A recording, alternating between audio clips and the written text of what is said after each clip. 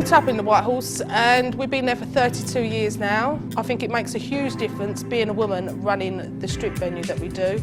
2 women run it, me and my mum, and we always look after the girls. Brown's was my father's business in the early 80s, and then I took over from my dad in about 84, and I ran the business for my dad for 7 years, and then I became the licensee. Some girls are full-time dancers, some girls are at university, some girls are in full employment. We have mums who work for us. I'm a writer and a performer and a dancer, and I'm also the mother of 2 teenage girls.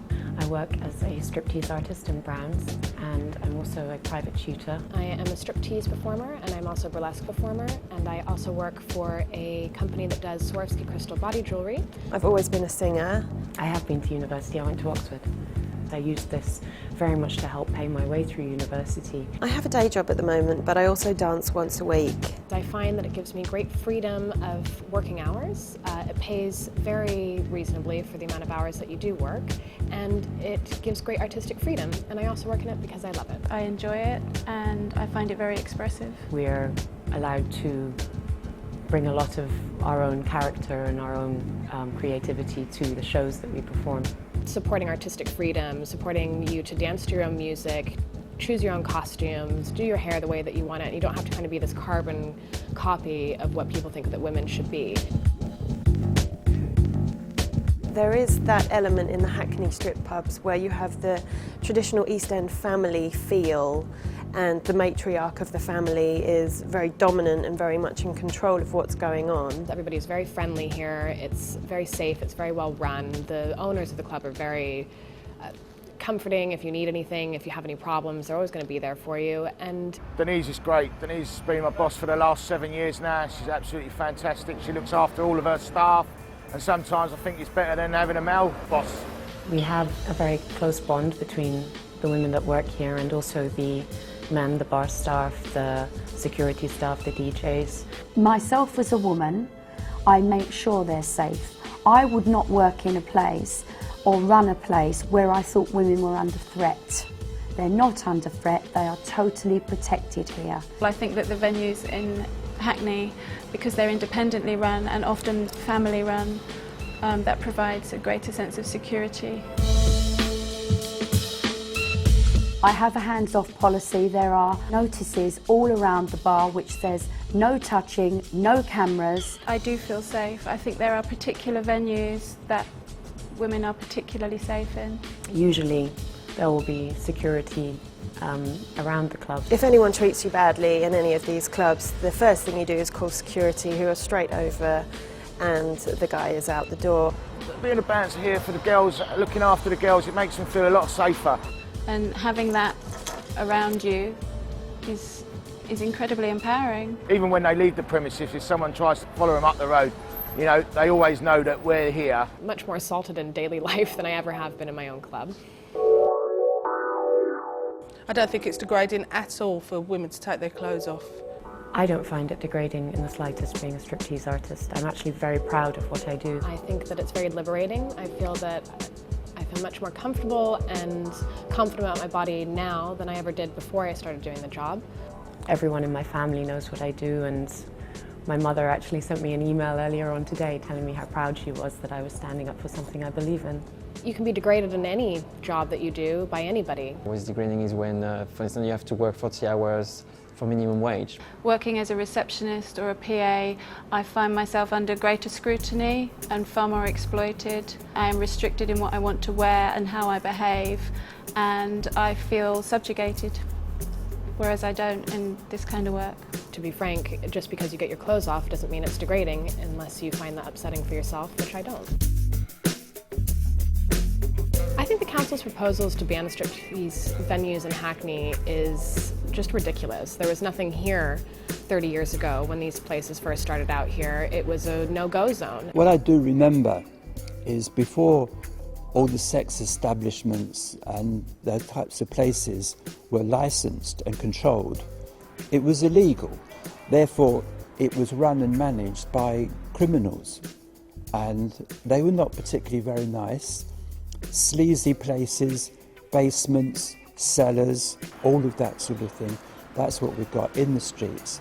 I remember the arguments, quite passionate arguments about licensing these places.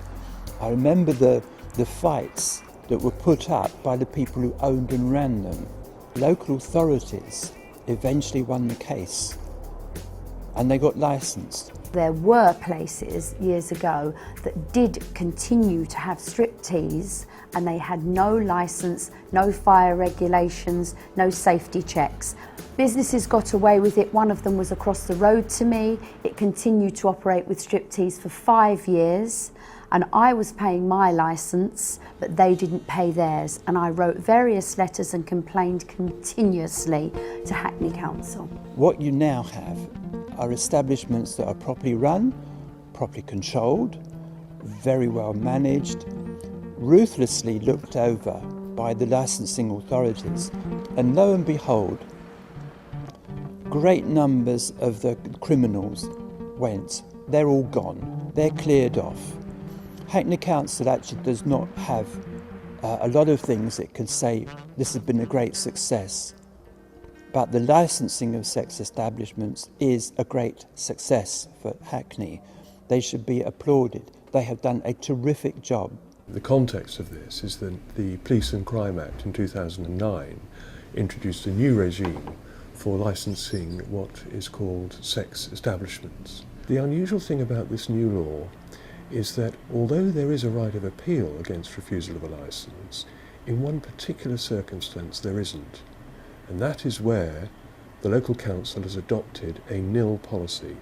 And a nil policy, which is permitted by the Act, permits the local authority to say that it's not appropriate to have any types of sex entertainment venue in our borough.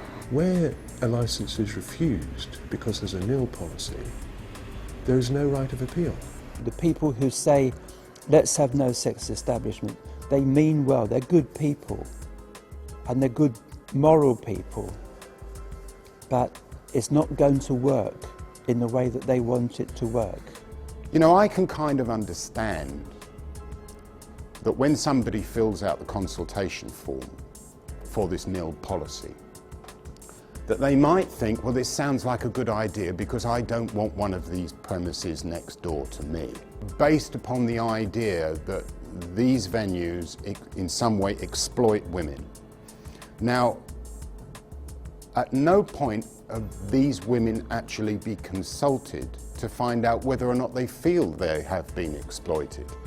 And the women I've talked to who have been involved in these venues tell me that actually, in some cases, they are empowered. They're able to do their job in a safe environment because it's licensed. That's the whole point about licensing and being able to license premises like this.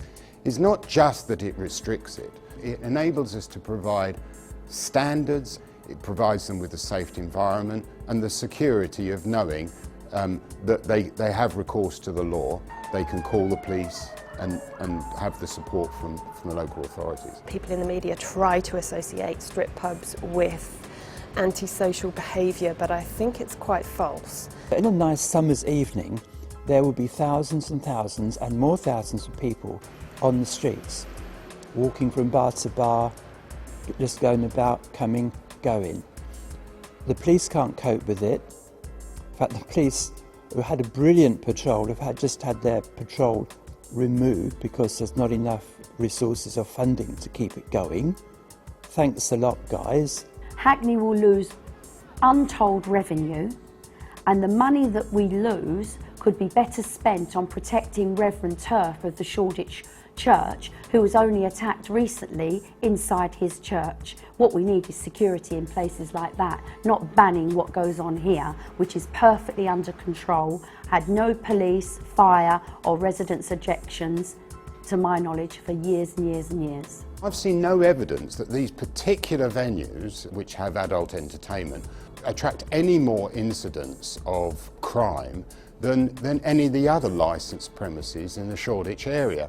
In fact, there is an argument, actually, that they produce fewer problems than the licensed venues that sometimes stay open very many hours after those entertainment venues have closed. The perspective on this, the number of sex established licensed areas, like in my parish, is a handful, if that. The number of licensed alcohol places, I don't have enough hands or toes. It's overwhelming. Sex establishments do not even show on the radar. It's trying to do something which doesn't need doing. I think this 2009 Act is a good thing in that it's been brought in not to close places down, but to legislate them, keep them running properly and protect women in the environment they work in. And that's not happening in Hackney. I'm therefore apprehensive. I am worried about what happens if you don't licence them anymore. If this nil policy does come in, it will definitely push the business underground. And then people will be getting used all sorts of ways. Everybody from the dancers to the customers getting ripped off, and you know, it used to happen in Soho, and they cleaned that up, so it's better to have it licensed properly, fair and decent. This 2009 Act has come in, and we can be the only borough in any of the London boroughs to outdo this striptease licence, and we can ban it all, and I'll get a name for myself and get myself a pat on the back. He's judged me wrongly, he's tarred me with the same brush as probably a lot of other dodgy places that are open. I'm wondering why they target places where women work and they don't want to close other venues. So I'm wondering if it's because the gay community appears stronger and they are more afraid. The man that runs Hackney licensing, he definitely doesn't think women should run striptease venues. So yes, I do think it's a sexist attack. Well, it's very easy to target a person who's doing everything the right way. It's easy to squeeze the ones that are doing the good and the right, and they're afraid of the ones who aren't. I've never understood how sometimes when I go up for my licence, I'm the last one to go up before the panel. I've never understood this. And so the future of a business and the livelihood of hundreds of employees, most of whom are women, will turn on the recommendation of a single council official to the committee, or even on the single vote of one committee member who sways the committee. The rights for the individual to appeal to a higher court have effectively been taken away. If I got turned down for the licence and couldn't go for an appeal, where would I go from here? It goes against the very basics of human law that a public official should be challengeable if you feel that their decision has been partial in some way. And in all other cases of licence applications, an applicant at least has recourse to the law to say that the decision is unjust for some reason. Under this nil policy, they will have no such right of appeal, and therefore they will not have the support of law. So it actually appears as though the legislation is actually against very fundamental human rights that we've had in this country for hundreds of years. And so you can see there's an obvious potential for abuse of the system. I have read the policy, the draft policy of Hackney Council, and I do understand that in that policy it says that if I am refused a licence, that I have no right of appeal. There's no grandfather rights because it's a new legislation that's come out since 2009. I myself would take that to judicial review. I've looked at this policy and in my opinion it's flawed in many, many ways. I think that the policy is very short-sighted and extremely unjust as well. And Hackney Council seems to be embarking upon a policy that is appealing to a sort of a moral outrage amongst Hackney residents, without allowing Hackney residents to make an informed decision about the effect of a nil policy on the lives of an awful lot of Hackney residents who might be employed at these venues. If this appeal system goes out of the window, that it will open up a whole load of corruption in Hackney. If licences are refused on this ground, people won't have the right of appeal, so those businesses will have to close. But also there is this whole support network of businesses that are dependent on them. For example, there's the whole cottage industry of costume making. Girls who come and see me directly is mainly from Browns, also from the White Horse and Rainbow. I've also got a few people who buy the costume from me wholesale and they go directly to the clubs selling them on. If Browns is closed, it's going to be very detrimental for a lot of people, and not just the clubs directly, but everybody who's benefiting from people coming to the area. In the case of Shoreditch, these are some of the venues that attract huge numbers of tourists to the area who spend millions and millions of pounds in the area and bring money into the local economy every year. I'm here, I'm local, you know, I benefit to the council, I pay my business rates and everything, so I might have to move. It's not just going to put me out of a job, it's going to put 400 other people out of a job, plus the other strip clubs in the area. Now that word has got out about what is going on, there's been quite a lot of moral outrage about the rights that have been taken away from members of the public. And they've all attended the town hall for a demonstration. We must pass the laws. Please join us and protect the dancers. It's our choice, not yours. And they hope to influence the licensing committee and members of the council and try and get them to change their minds even at this late stage, so that these draconian new powers are not introduced in Hackney and that long-standing businesses are able to survive. We want to work! We want to work! We are doing nothing wrong, we're just dancing! Yes! Whether it be sexy, erotic striptease, whether it just be go-go dancing, whether it be lap dancing, or whatever you're into, you should have the right to choose to work in that industry. I should have the right to choose whether or not I watch that or football in a public house. As long as no one's being hurt, as long as we're not forcing something down someone's throat, as long as we're not indoctrinating the young, where is the harm? All of us have a right to choose. Democracy! This is democracy in action. We don't have to go and break stuff up. We don't have to make sure that people feel intimidated. We're saying right now, we're using our democratic right to say to you, think again. Well, it's a question I've asked of whether or not an equalities impact assessment has actually been done. And what they're saying is that they'll think about that at the end of the policy decision process. Now, that's absolutely against the recommendations of the Equal Opportunities Commission, which reckons that the equalities impact assessment should be taken at the start of the policy decision process. Contrary to council officers' advice, it decided to adopt those without public consultation. They haven't made any attempt, for instance, to target or consult with those particular groups who might be adversely affected by this move. They haven't taken into account the views of the employees of the venues. They haven't approached any particular professional organisations, the trades unions. They haven't done any kind of research whatsoever. What it did agree to do was to consult the public on its view. But in the document that the council has distributed to the public for consultation, it says that the licensing committee view is that it would be inappropriate for sex establishments to be located in any of its wards.